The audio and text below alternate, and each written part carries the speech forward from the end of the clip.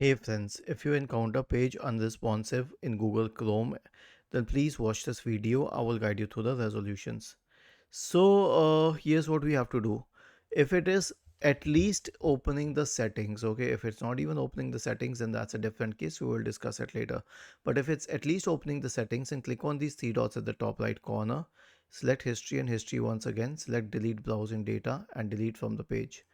Click on these three dots to again select extensions, manage extensions, and remove any problematic extension.